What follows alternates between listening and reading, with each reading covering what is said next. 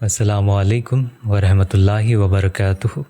یہ ویڈیو سورہ الواقعہ میں چھپے رزق کے سیکرٹس رازوں کی 4 پارٹ ہے، اور اس پارٹ میں آپ کو سورہ الواقعہ جسے سورہ رزق بھی کہتے ہیں، اس کی اصل جواہر کور، اس کے ہیرے کو آپ سمجھو گے کہ کیوں اس میں ایسی طاقت ہے جو رزق دیتی ہے، اور اس کے ساتھ میں آپ کو اللہ کے اسم العظیم کی کچھ کافی دلچسپ باتیں بتانے والا ہوں، اور اس سے جڑی تسبیح کی سیکرٹس۔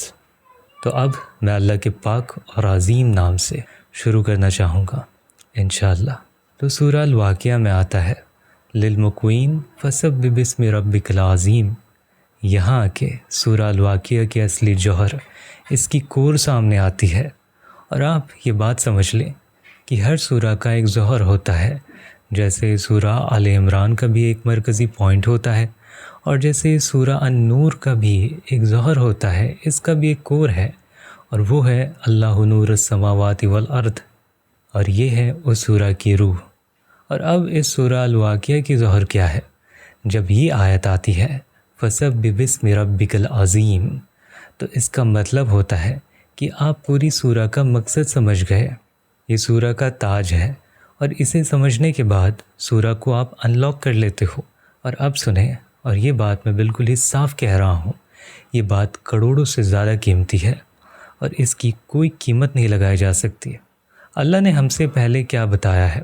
افرأیتم ما تمنون، یعنی جو اولاد پیدا کرتے ہو۔ افرأیتم ما تحرثون، یعنی کھیتی باڑی، ایگریکلچر۔ اور افرأیتم الماء الذی تشربون، یعنی پانی، واٹر ریسورسز۔ اور افرأیتم النار التی تورون، یعنی آگ، اور اس سے انڈسٹری، ہیٹ اور پروڈکشن ہوتی ہے۔ اور یہ سب کیا ہے؟ ریسورسز ہیں، وسائل ہیں، رزق کے ذریعے ہیں۔ کوئی لوگ اولاد کے رزق کے لیے محنت کرتے ہیں، کوئی کھیتی اور دوائیوں کے لیے کرتے ہیں، کوئی پانی کے ذریعے محنت کرتا ہے، اور کوئی آگ یعنی انڈسٹری، کاریگر ہے وہاں پر، کوئی تجارت کرتا ہے، اسے شناخت، اور کوئی شناخت اور عمارت، سب کے سب رزق کی قسم ہیں۔ اور ان سب کے بعد اللہ کیا کہتا ہے؟ فسبح بسم ربک العظیم، پھر اپنے رب کے عظیم نام کی تسبیح کرو۔ یہ سب ہے سورہ الواقعہ کا اصلی ظہر، تسبیح کرنا۔ اور آپ جانتے ہو تسبیح کیا چیز ہے؟ جیسے سورہ الرعد میں بھی تسبیح کا ذکر آیا ہے، وَيُسَبِّحُ الرَّعْدُ بِحَمْدِهِ، جس کا ترجمہ ہے رعد یعنی بجلی بھی اللہ کی حمد کے ساتھ تسبیح کرتی ہے۔ تسبیح صرف ذکر نہیں ہے، عبودیہ کا سب سے اونچا لیول ہے، یہ فرسٹ کلاس ورشپ ہے، اور یہ وہ عبادت ہے جو ہر مخلوق کرتی ہے۔ اور سورہ الواقعہ کا سب سے گہرا پیغام بھی یہی ہے۔ تو اب سوال یہ آتا ہے کہ کیا چیز ہے تسبیح؟ ملائکہ یعنی فرشتے کہتے ہیں وَنَحْنُ نُسَبِّحُ بِحَمْدِكَ، اور اللہ فرماتا ہے يُسَبِّحُ لَهُ السَّمَاوَاتِ السَّبْعُ وَالْأَرْضَ وَمَنْ فِيهِنَّ وَإِن مَّا شَيْءٍ إِلَّا يُسَبِّحُ بِحَمْدِهِ، یعنی ساری آسمان، زمین اور جو کچھ بھی اس میں ہے، سب اللہ کی تسبیح کرتی ہے، اور کوئی بھی ایسی چیز نہیں ہے جو اس کی تسبیح نہ کرتی ہو۔ تسبیح ہی وہ سب سے پہلی اور سب سے عظیم عبادت ہے، اور یہ عبادت سب مخلوق کی ہے۔ اور قرآن میں آتا ہے وما ادراک ما التسبیح، اور سچ کہوں میں زندگی بھر اس پر بول سکتا ہوں، اور اس کی تفسیر کبھی ختم ہی نہیں ہوگی، اور میں تسبیح پر ایک خاص الگ سے سیپریٹ ویڈیو بھی بنانے کی سوچ رہا ہوں۔ اور اس کے بارے میں آپ کی کیا رائے ہے؟ مجھے بتائیں ضرور کومنٹ میں، اور میں ابھی بھی اس پر کچھ بیان کر دیتا ہوں آپ کے سامنے۔ فسبح بسم ربک العظیم، اور جیسے میں نے آپ کو بتایا ہے کہ یہاں آ کے سورہ الواقعہ کا اصلی ظہر سامنے آتا ہے۔ اللہ کا نام العظیم یہ اسماء العظمیٰ میں سے ہے، یعنی اعلیٰ درجے کے ناموں میں سے ہے۔ اور آپ دیکھو لفظ بھی کیا استعمال ہوئے ہیں اس میں، عظیم اور عظمہ، عظامہ۔ اور اب ذرا تصور کریں، میں پہلے بھی بتا چکا ہوں کہ ایمان کے بھی 3 مرتبے ہوتے ہیں۔ ایمان بھی اللہ پر ایمان، اور ایمان بالرحمن، رحمان پر ایمان، اور ایمان بالرب، رب ہونے پر ایمان، اور رب یعنی تربیت دینے والا۔ اور اب چوتھا ایک مختلف قسم کا ایمان بھی ہے، ایمان بھی اللہ العظیم، اللہ کی عظمت پر ایمان، اور یہاں سے ہم ایک برج بناتے ہیں سورہ الواقعہ اور سورہ الحاقہ کے درمیان۔ اور میں پہلے بھی کہہ چکا ہوں آپ کو کہ سورہ الواقعہ اور سورہ الحاقہ دونوں قریب قریب ایک جیسے ہی ہیں۔ واقعہ کا مطلب ہوتا ہے جو واقعی ہو کر رہے گا، اور حاقہ کا مطلب ہوتا ہے جو حق ہے، حق بن چکی ہے اور حق بن کر سامنے آئے گا۔ تو حاقہ حق کو ظاہر کرتی ہے اور اس کا نتیجہ ہوتا ہے ایک واقعہ جو کبھی تبدیل نہیں ہو سکتا۔ اور دنیا کا پرابلم یہ ہے کہ لوگ واقعہ میں تو رہ رہے ہیں مگر بنا حق کے، یعنی بنا اس کے کہ وہ اس واقعے کے مستحق ہو۔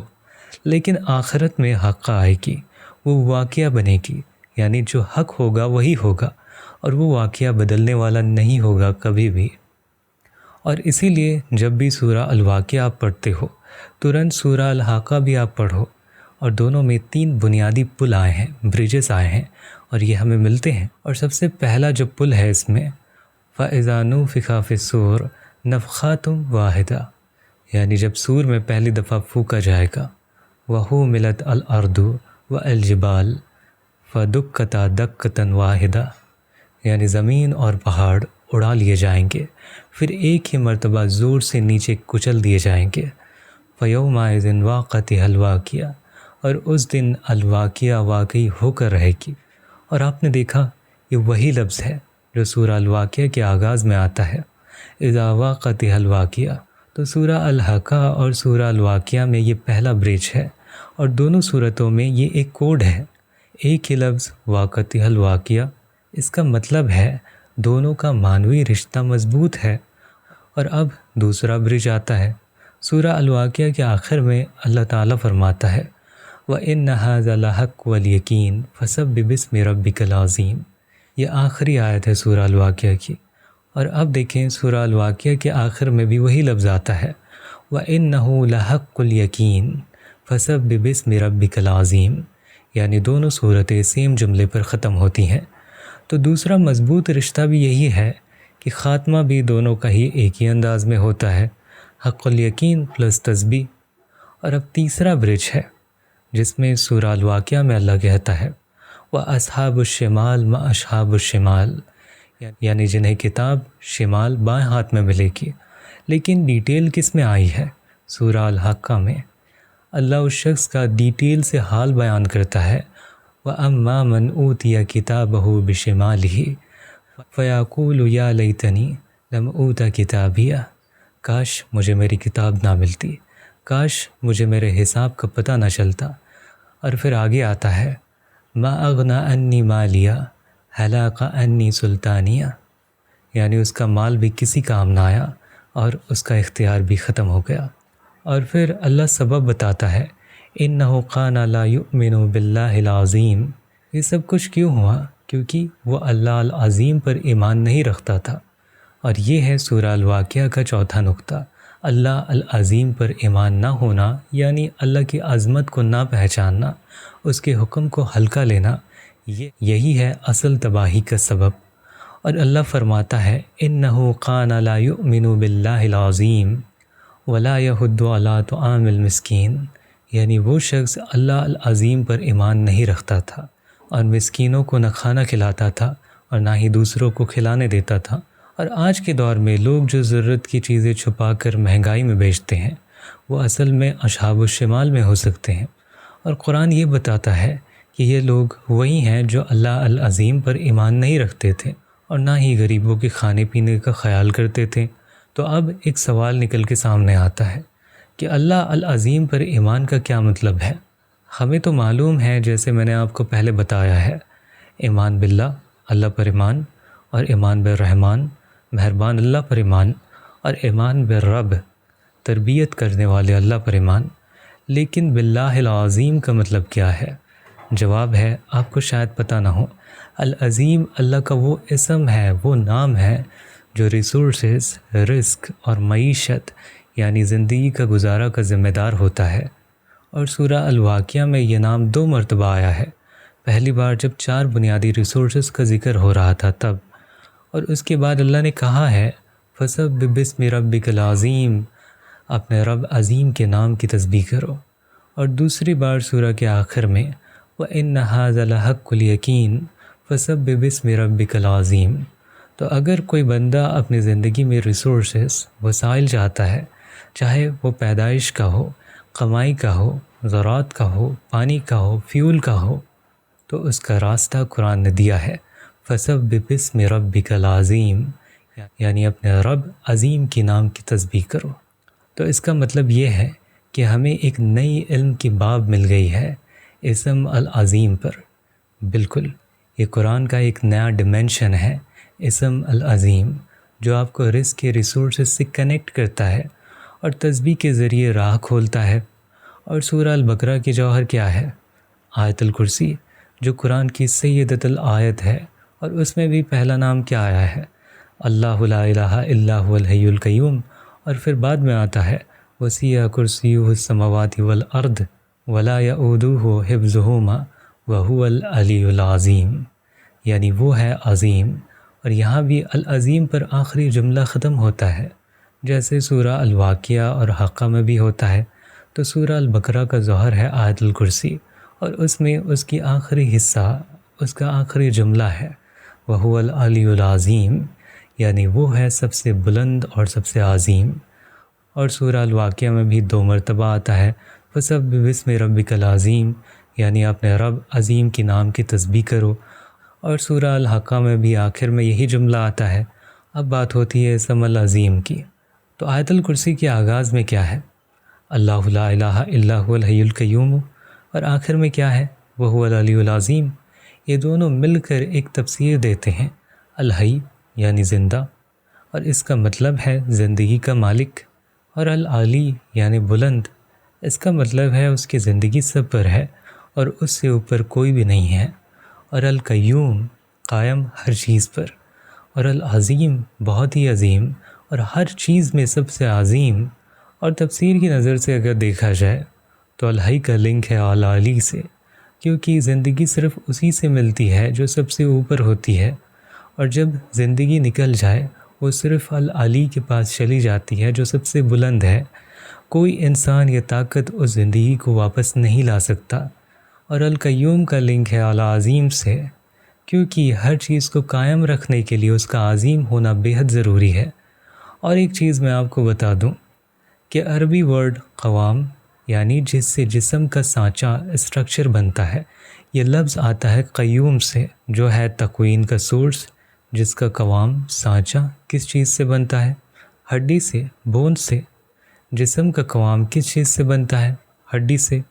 مثال کے طور پر ہاتھ اس کا قوام ہے، یعنی جو اس کی شیپ اور فارم بناتا ہے وہ اندر چھپی ہوئی ہڈی ہے۔ تو جسم کا جو قوام ہے، جو فارم ہے، اس کا اصل بنیاد ہے ہڈی، اور ہڈی نظر نہیں آتی مگر اصل کام وہی کرتی ہے۔ مثال کے طور پر اگر کسی کا قد لمبا ہے یا کوئی انسان فزیکلی بڑا ہے تو یہ صرف گوشت کا مسئلہ نہیں ہے، اصلی وجہ اس کی ہڈیاں ہوتی ہیں۔ جیسے کسی کا قد کتنا ہوگا یہ اس کی ہڈی کا سائز طے کرتا ہے، چاہے وہ کتنی بھی ایکسرسائز کیوں نہ کر لے، اگر ہڈی کا قوام ویسا ہے ہی نہیں تو لمبائی کبھی نہیں بڑھے گی۔ یہ سب کچھ ہڈی پر مبنی ہوتا ہے، یعنی وہ چیز جو نظر نہیں آتی لیکن جسم کو قائم رکھتی ہے۔ اور اب اسماء الحسنہ میں جب اللہ کا نام آتا ہے العلی، القیوم، وہو العلی العظیم، تو سمجھ لو اللہ قیوم ہے، یعنی ہر چیز کو قائم رکھتا ہے۔ اور کیوں قائم رکھتا ہے؟ کیونکہ وہ عظیم ہے۔ تو العظیم کا اصل مطلب ہے، نام العظیم اکثر ان چیزوں کے لیے آتا ہے جو اثر رکھتی ہے لیکن سامنے نہیں ہوتی۔ جیسے قرآن میں آتا ہے اِنَّا قَیْدَکُنَّ عظیم، عورتوں کا چال چلن، ان کا پلان بہت ہی عظیم ہے۔ مطلب پلان تو نظر آتا ہے سمپل، لیکن اندر سے گہرا اور مسلسل ہوتا ہے، اور وہی بات ہڈیوں میں بھی لاگو ہوتی ہے۔ جسم کا قوام نظر آتا ہے لیکن اصل کام اندر کی ہڈی کرتی ہے۔ جیسے جسم کو اندر سے ہڈی قائم رکھتی ہے، اور ویسے ہی دنیا اور مخلوقات کو اللہ العظیم قائم رکھتا ہے۔ اور نام العظیم اسی طاقت کا اظہار ہے جو ہر چیز اس کی اصل شیپ میں رکھتی ہے، مگر وہ چھپی ہوئی ہوتی ہے، ڈائریکٹ نظر نہیں آتی، لیکن ہر وقت کام کر رہی ہوتی ہے۔ اور جب کسی نام کے ساتھ ایک اور نام آتا ہے، جیسے یا حیو یا قیوم، تو قیوم اکیلا نہیں آتا کبھی بھی، یہ ہمیشہ الحی کے ساتھ آتا ہے۔ جیسے الکبیر المتعال۔ المتعال بھی اکیلا نہیں آتا، وہ الکبیر کے ساتھ آتا ہے۔ لیکن کچھ اسماء نیمز ایسے ہوتے ہیں جو اپنے آپ میں ہی جواہر جیمز ہوتے ہیں، جیسے الرحمن اکیلا آتا ہے، الوہاب اکیلا آتا ہے، اور التواب اکیلا آتا ہے، اور العظیم جس کے بارے میں اب بات ہو رہی ہے یہ بھی کبھی اکیلا آتا ہے اور کبھی العلی العظیم کے ساتھ آتا ہے۔ تو جب بھی کوئی اسم نیم اکیلا آتا ہے بنا کسی کے ساتھ ہو کر، تو وہ اللہ کے اسماء الحسنہ میں سے ایک عظیم رتبہ رکھتا ہے۔ تو سب سے اونچا رتبہ ہے اسم اللہ، اور اس کے بعد الرحمن کا، اور اس کے بعد القدیر کا، اور پھر آتا ہے العظیم، اور اسی طرح سے یہ آگے بڑھتی جاتی ہے۔ اور العظیم کا خاص مقام یہ ہے کہ یہ اللہ کا وہ نام ہے جو واقعی ریالٹی کو تشکیل فارم دیتا ہے، اور رزق کو تقسیم ڈسٹریبیوشن کرتا ہے۔ اور آپ کا جو رزق ہوتا ہے اس کی سٹرکچر یا ڈیزائن کچھ اس طرح سے ہوتی ہے، آپ میں تھوڑی صحت ہوتی ہے، تھوڑا چہرہ ہوتا ہے، شکل، صورت، اور کچھ اسکل یا پھر ہنر ہوتا ہے، اور آپ کا کردار ہوتا ہے ایک، اور مزاج الگ طرح کی ہوتی ہے آپ کی، اور آپ کی عادتیں الگ ہوتی ہیں، اور آپ کے والدین اور ان کا خاندان، اور آپ کا شہر، اور آپ کا نسب، اور آپ کی زندگی میں ملنے والے اپرچونٹیز، اور آپ کا شوہر یا آپ کی بیوی یا آپ کا اولاد، اور آپ کی سوشل لنکس، یہ سب مل کر رزق کا ٹوٹل پیکج بناتے ہیں۔ اور اس ترتیب اور تقسیم کا ذمہ کس پر ہے؟ اسم العظیم کے پاس۔ اور اسی لیے جب کوئی نہ خود کھلاتا ہے اور نہ ہی دوسروں کو کھلانے دیتا ہے اور مسکینوں کا حق روکتا ہے، تو قرآن کہتی ہے اِنَّهُ كَانَ لَا يُؤْمِنُ بِاللَّهِ الْعَظِيمِ وَلَا يَحُضُّ عَلَىٰ طَعَامِ الْمِسْكِينِ۔ وہ اللہ العظیم پر ایمان نہیں رکھتا تھا، اور نہ ہی مسکینوں کو کھانا کھلاتا تھا، اور نہ ہی لوگوں کو کہتا تھا کہ تم کھلاؤ، کیونکہ مسکین کو کھلانا رزق کا تقسیم ہے، اور جب کوئی شخص اس تقسیم کو روکے تو وہ العظیم کے نظام کے خلاف کھڑا ہو جاتا ہے۔ اور العظیم یعنی اللہ کا وہ نام جو دنیا میں واقعی ریالٹی کو بناتا ہے، اور آخرت میں بھی واقعہ کا نظام اسی سے جڑتا ہے، وہی ہے جواہر کور سورہ الواقعہ کا۔ اور اسی لیے قرآن میں آیا ہے فَسَبِّحْ بِاسْمِ رَبِّكَ الْعَظِيمِ، تو اپنے رب عظیم کے نام کی تسبیح کرتے رہو۔ اور نبی کریم صلی اللہ علیہ وسلم نے ہمیں سکھایا ہے، اور یہ صرف ان کی اپنی سمجھ یا جینیس نہیں تھی، بلکہ وہی تھی جو اللہ کی طرف سے تھی، کہ جب تم رکوع میں جاؤ تو کیا کہنا؟ سبحان رب العظیم، اور جب تم سجدے میں جاؤ تو سبحان رب العلیٰ۔ کیوں؟ اس کی کیا وجہ ہے کہ رکوع میں العظیم کا ذکر اور سجدے میں العلیٰ کا ذکر؟ یہ سب کوئی رینڈم چیز نہیں ہے، نبی کریم صلی اللہ علیہ وسلم کو اللہ نے ہر چیز وحی کے ذریعے سے سمجھا دی تھی۔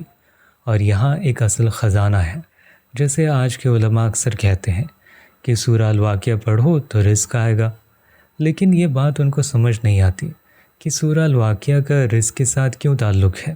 تو جواب یہ ہے کیونکہ سورہ الواقعہ کا ظہر اسم العظیم ہے، جو کہ واقعی بناتا ہے، رزق کو تقسیم کرتا ہے، اور آخرت کے نظام کو بھی بناتا ہے۔ اور آپ ذرا دھیان دیں اس اظہار یعنی روٹ ورڈ پر، یعنی اعظم، اعظام، عظامہ، یہ سورہ الواقعہ میں تقریباً 4 مرتبہ آئے ہیں، اور اسم العظیم خود 2 مرتبہ آیا ہے، اور دونوں مرتبہ امر میں فَسَبِّحْ بِاسْمِ رَبِّكَ الْعَظِيمِ۔ اور نبی کریم صلی اللہ علیہ وسلم نے نماز کا ایک ترتیب دیا ہے جسے ہم سبھی کرتے ہیں۔ پہلا ہم قیام کرتے ہیں، قرات قرآن پڑھتے ہیں، اور پھر رکوع میں ہم تسبیح کرتے ہیں سبحان رب العظیم، اور پھر سجدہ کرتے ہیں اور اس میں بھی تسبیح کرتے ہیں سبحان رب العلیٰ۔ اور یہ کوئی ایکسرسائز نہیں ہے جیسے کہ یوگا یا انرجی ہیلنگ، یہ حکمت اور علم پر مبنی پورا نظام ہے۔ اور سورہ الواقعہ میں العظیم کا کیا رول ہے، اور نماز میں تسبیح کا اثر کیوں ہے، کیسے رزق اور واقعی اللہ کے اس نام سے بندھے ہوئے ہیں۔ اور یہاں میں نماز کے بارے میں ایک نئی طریقے سے بات کر رہا ہوں، لیکن نماز میں ابھی بھی بہت کچھ چھپا ہوا ہے، اور اب بھی اس میں انکشافات، ڈسکوریز ہو رہے ہیں۔ قیام، رکوع اور سجدہ یہ نماز کے اہم مراحل ہیں، جیسے ہم نے جانا قیام جس میں قرآن کی تلاوت کی جاتی ہے، اور رکوع جس میں کہتے ہیں سبحان رب العظیم۔ یہ سورہ الواقعہ کا حکم ہے فَسَبِّحْ بِاسْمِ رَبِّكَ الْعَظِيمِ، اور سجدہ میں ہم کہتے ہیں سبحان ربک الاعلیٰ، یہ ہے سورہ الاعلیٰ کا حکم۔ سبح اسم ربک الاعلیٰ۔ آپ سمجھو اللہ نے قرآن میں یہ دونوں حکم دیے ہیں، سبحان ربی الاعلیٰ جب آپ سجدہ کرتے ہو، اور سبحان ربی العظیم جب آپ رکوع میں جاتے ہو، اور آپ ہر دن ان دونوں اسما کے ساتھ تسبیح کر رہے ہوتے ہو، لیکن آپ کو پتہ بھی نہیں ہوتا کہ آپ ایک خدائی حکم کو انجام دے رہے ہو۔ ہر رکوع میں تسبیح آپ کرتے ہو اسم العظیم کی، اور جب آپ رکوع میں جاتے ہو تو آپ سبحان ربی العظیم کہتے ہو، یعنی میں اپنے رب جو بہت عظیم ہے اس کی تسبیح کر رہا ہوں۔ اور یہ صرف ایک لفظ نہیں ہے، یہ ایک عمل ہے جس میں آپ اللہ کے اذراق کے نظام کو تقسیم کر رہے ہوتے ہو، کہ وہی ہے جو ہر چیز کو تقسیم کرنے والا ہے۔ اور ہر سجدے میں آپ تسبیح کرتے ہو اسم الاعلیٰ کی، اور سجدے میں آپ کہتے ہو سبحان ربی الاعلیٰ، یعنی میں اپنے رب جو سب سے بلند ہے اس کی تسبیح کر رہا ہوں۔ اور یہ حکم ہے سورہ الاعلیٰ کا، سبح باسم ربک الاعلیٰ۔ آپ اس حکم کو کئی مرتبہ روزانہ انجام دیتے ہو روز، اور اکثر بنا سمجھے ہوئے، لیکن اصل میں آپ ایک خدائی حکم کو انجام دے رہے ہوتے ہو جن میں بہت بڑے راز چھپے ہوئے ہیں، جن کی کچھ چیزیں ہی ہم جانتے ہیں۔ اور جب آپ رزق کے بارے میں سوچ رہے ہوتے ہو، گھر کی ضرورتوں کے بارے میں سوچ رہے ہوتے ہو، آپ سوچتے ہو کہ گھر کا کرایہ کہاں سے آئے گا، بچوں کی اسکول فیس کہاں سے دوں، دوائی، بجلی، گروسریز، تو آپ اصل میں لمیٹڈ ریسورسز کو ڈسٹریبیوٹ کر رہے ہوتے ہو، بالکل اسی طرح سے جیسے اللہ اپنے اسم العظیم سے پوری مخلوق میں رزق کو تقسیم کرتا ہے۔ اور ایسے وقت میں اگر آپ سبحان ربی العظیم کہو تو آپ کا تسبیح اس سسٹم کے ساتھ ٹیون ہو جاتا ہے جہاں سے برکت اور اثر ہوتا ہے۔ اور اب اس کا نتیجہ ہمیں کچھ یوں ملتا ہے، اسم العظیم تقسیم رزق کا ذمہ دار ہے، ہر چیز کو اس کے مقام تک پہنچاتا ہے، ہر کسی کو اس کا حصہ دیتا ہے، نہ زیادہ اور نہ ہی کم۔ اور جب آپ اس نام سے تسبیح کرتے ہو تو آپ اس سسٹم کے انڈر برکت کے مستحق ہو جاتے ہو۔ اور اللہ ہمیں سننے سے زیادہ عمل کرنے کی توفیق عطا فرمائے۔ اور امید کرتا ہوں کہ اس ویڈیو سے آپ کو فائدہ ہوا ہوگا، اور میں سوچ رہا تھا کہ اس کی ایک اور پارٹ بناؤں گا، پر ایسا مجھے نظر آ رہا ہے کہ لوگوں کی انٹرسٹ نہیں ہے ایسی چیزوں پر، اور اسی لیے میں 5واں پارٹ نہیں بناؤں گا۔ اور میں کچھ ہی دنوں میں ایک نئی سیریز کی شروعات کرنے جا رہا ہوں، اور وہ بھی آپ کے لیے کافی فائدہ مند ثابت ہوگی انشاءاللہ۔ اور اگر آپ اس ترکش اسٹائل کی انگوٹھی کو لینا چاہتے ہو، جیسے میرے پاس کئی سارے ہیں، تو آپ مجھے انسٹاگرام پر میسج دے سکتے ہو، اور وہاں سے آپ آرڈر پلیس کر سکتے ہو۔ تو ملتے ہیں اپنی اگلی ویڈیو میں، تب تک کے لیے اپنا اور اپنوں کا خیال رکھیے گا۔ خدا حافظ۔